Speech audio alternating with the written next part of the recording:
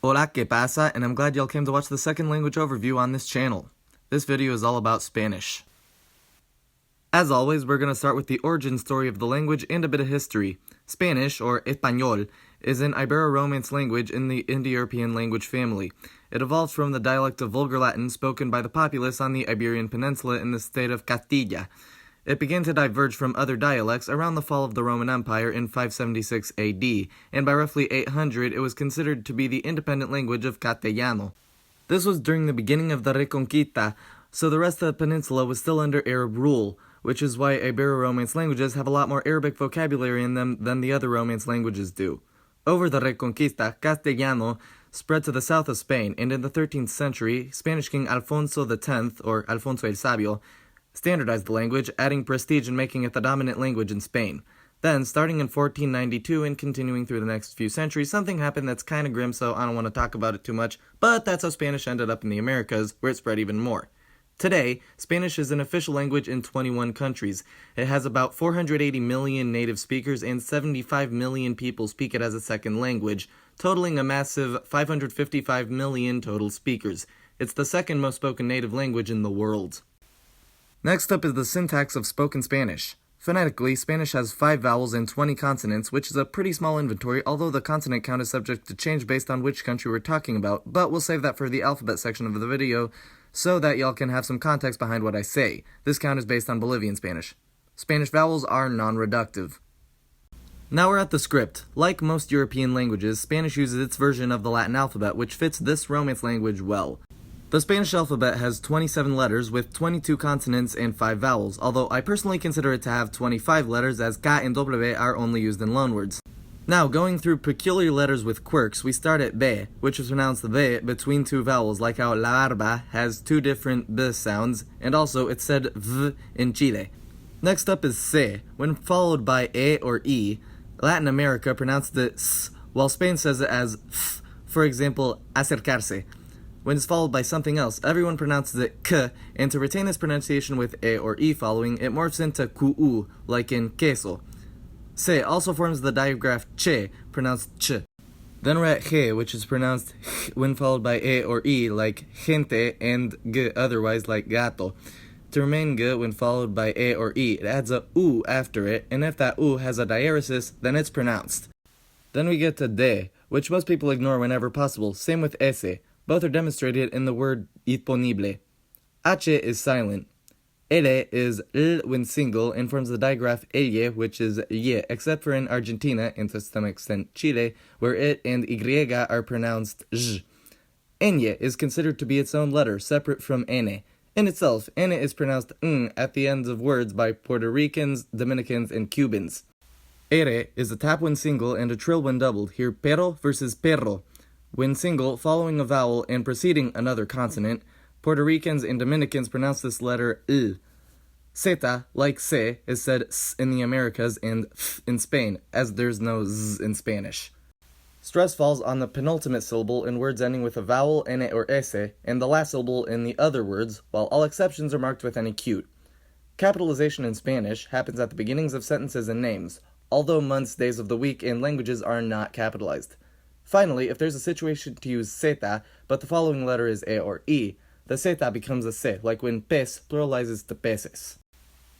Now we gotta see how Spanish functions, so it's time for some grammar, starting as always with the sentence structure.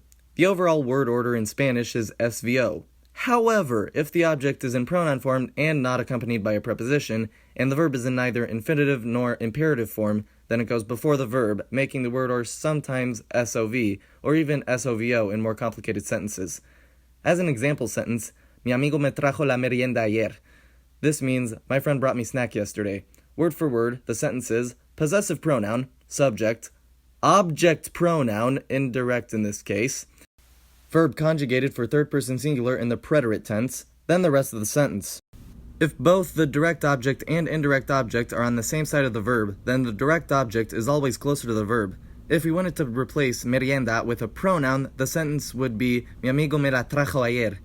Notice the direct object pronoun la being closer to the verb. Go the other way and now let's see a sentence with both objects not being pronouns like tu hermana dio la comida al gato, meaning your sister gave the food to the cat. In this case, with both objects after the verb, the direct object la comida is still closer to the verb. In case the word la confused anyone there, in this case it's the article, which we'll talk about more later. With all of this, Spanish is pro-drop, so the subject is optional if it's clear what it is. Adjectives in Spanish come after the noun they modify, with certain exceptions, namely buen, mal, nuevo, otro, and the ordinal numbers, which go before their nouns. There are more preceding adjectives in formal Spanish, but colloquially everything except those words goes after the noun. Now on to nouns and their articles. Spanish nouns have two genders, masculine and feminine, and two numbers, singular and plural. Spanish doesn't have noun cases. As such, Spanish has 8 articles, 4 definite and 4 indefinite, in the charts coming up. The definite articles are el, la, los, and las, and the indefinite articles are un, una, unos, and unas. Generally speaking, if a noun ends with a, de, or yon, it's feminine, like la computadora, la pared, and la tradición, while otherwise it's masculine, especially if it ends in o, like el gato and el perro. The exceptions are often either words with Greek etymology, like el planeta and el tema, or shortened forms of longer words like la foto. Then there's la mano, which looks masculine but is feminine in most to all Romance languages, not just Spanish. Nouns ending in e can go either way, like el bigote but la noche. To pluralize a noun ending with a consonant e or u, add es to the end, like reloj to relojes.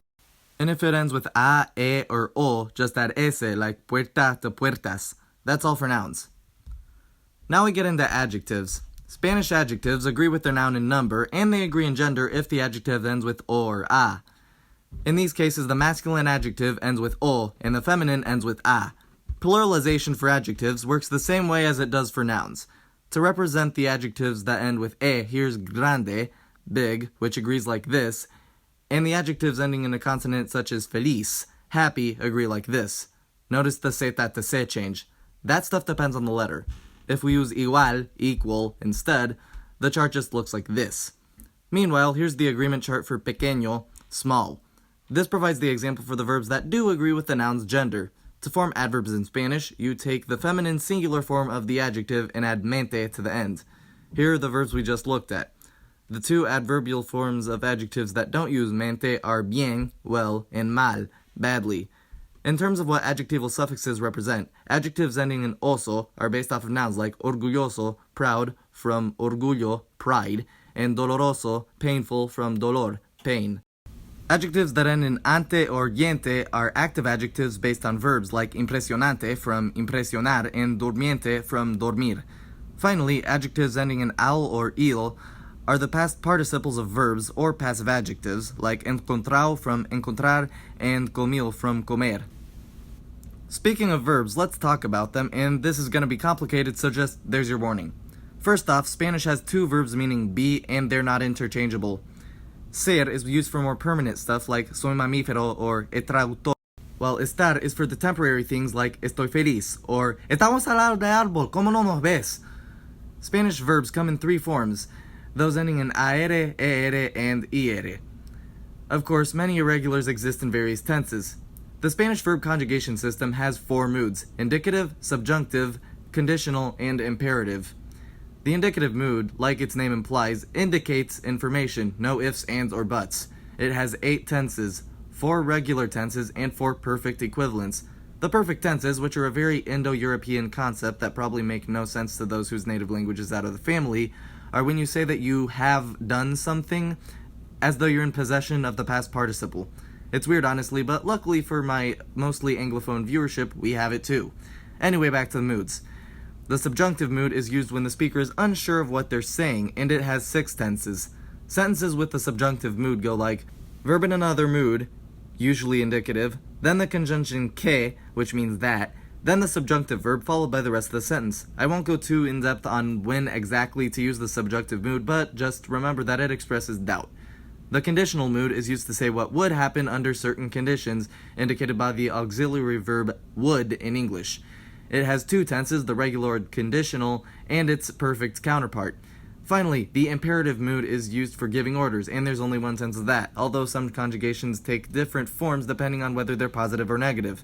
Speaking of which, to make any Spanish verb negative, simply put no before it, and before the preceding object pronouns if they're there. Now, to actually conjugate these verbs, but first, look at the pronoun chart and notice vosotros. This second person plural pronoun is only used in Spain. In Latin America, they instead use usted and conjugate it as a third person plural form. Usted is the singular polite form, pretty much only used when talking to super respected people. Being a speaker of Latin American Spanish, I only use ustedes. We'll start with the indicative present tense. Here are the conjugations for aire verbs using the example verb hablar because why not? Now here's the ere verb comer and the ere verb vivir. We'll use these verbs for each conjugation. However, in the present tense, some verbs that follow certain patterns undergo root changes, which is a fancy way of saying that a vowel within the root changes. Since I had the ere verb up there before, here's an ere verb with a root change, preferir. Now check out the charts for it and see how the vowel becomes ie, except in the nosotros and vosotros forms. The majority of these changes are either adding palatalization, like preferir, or adding labialization, like in contar, shown here. Now to explain the difference between the next two tenses, the preterite and the imperfect. Both are past tense, but the imperfect is used for continuous habits in the past, while the preterite is used for verbs that happened one time or that have a clearly defined start and end. As a guide for native English speakers, if you could say your sentence as that something used to happen, then that's an imperfect verb in Spanish, but if doing that would distort the meaning of the sentence, then you have to use the preterite form. Anyway, indicative preterite verbs are conjugated like this: hablar, comer, vivir. Important to note, on ere and iere verbs, where the last root letter is a vowel, they conjugate in the preterite third person with y instead of e. Indicative imperfect verbs are conjugated like this: hablar, comer, vivir. Notice the glaring difference between the aere verbs and the other two types in this one. The indicative future tense goes off of the infinitive verb rather than just the root. Here are the charts for those: hablar, comer, vivir. Now the perfect tenses. In the indicative, there's the present perfect, the past perfect, the preterite perfect, and the future perfect, which each respectively describe when something has, had, or will have happened. They're formed, like in English, using the correct form of the verb haber, meaning have, followed by the action verb's past participle, always in masculine singular form. Side note, haber is only an auxiliary verb. If you want to say, I have ice cream, you'd say, tengo helado, with the action verb for have being tener. I have had is he tenido, two different verbs in Spanish. Anyway, that's how the perfect works for all its forms, so I won't talk about it anymore. Next up, the subjunctive conjugations.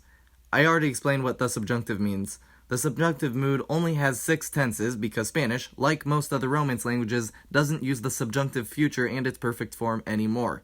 The only Romance languages that still uses that tense is Portuguese, so I'll talk about it whenever I get around to that language overview. In Spanish, the subjunctive present tense is conjugated much like the indicative present tense, but the suffixes are swapped between the aere verbs and the ere iere verbs. Now for the subjunctive imperfect, which has these charts: hablar, comer, vivir. Notice the placement or lack of accents on the aere verbs. They're different from the indicative future. Here are the subjunctive preterite conjugations: hablar, comer, vivir. Next up, the conditional mood has one tense, the conditional tense, plus the conditional perfect. The conditional tense is much like the future in conjugation, as the suffixes are added to the end of the infinitive. Here are the 3 charts: hablar, comer, vivir. But I really only needed to show y'all one chart, since it's all the same suffixes. Also, whatever irregulars apply in the future tense also apply here. Finally, the imperative mood is the one mood that conjugates certain forms differently depending on if the verb is negative. Keep in mind that the word no still goes in front, but just look at this chart for hablar. You'll see that talk in Spanish is habla, but don't talk in Spanish is no hables. The vosotros form also changes, but I don't even know how to do that. Based on my Latin American Spanish, I literally just looked it up on verbix.com, great site for a lot of conjugation charts in many languages, to do this video, so I won't pay much attention to that. The rest of the imperative forms are the same between the positive and negative charts, but notice that they have the reverse of the first suffix letter as their infinitive forms, just like the subjunctive present. Here are the charts for comer and vivir. Also, like English, Spanish has a progressive tense variation, which is they can say stuff like I am working or I was working. The Spanish equivalent uses the appropriately conjugated version of estar, followed by the action verb with the suffix ando for aere verbs, yendo for ere and iere verbs, and yendo for those verbs when the last base letter is a vowel. For example, the sentences above, I'm working is estoy trabajando, and I was working is yo estaba trabajando. To cover some other forms, will be leaving is estaremos saliendo, and they'd be falling is estarían cayendo. This function is somewhat more optional in Spanish than it is in English. Now, Spanish does have some verbs that we would consider backwards, or where the subject and object are reversed from most other languages. The most famous of these verbs in Spanish is gustar, which is used as the verb like, and is often mistranslated as like. However, its meaning is actually please. If you say me gusta, the most common variant of the verb, the direct translation is it pleases me, and the conjugations are according to what is doing the pleasing. To say I like you, you'd say me gustas. Remember the indicative present conjugations.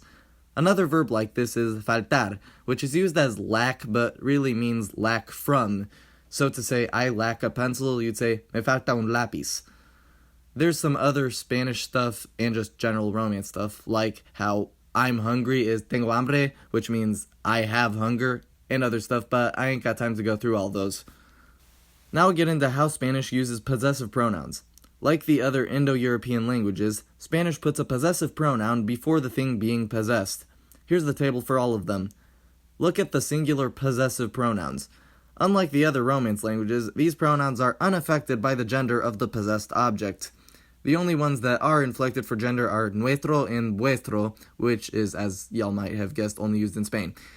Also, unlike most other Romance languages, this time excluding Portuguese, Spanish uses the same word su for his, her, and their.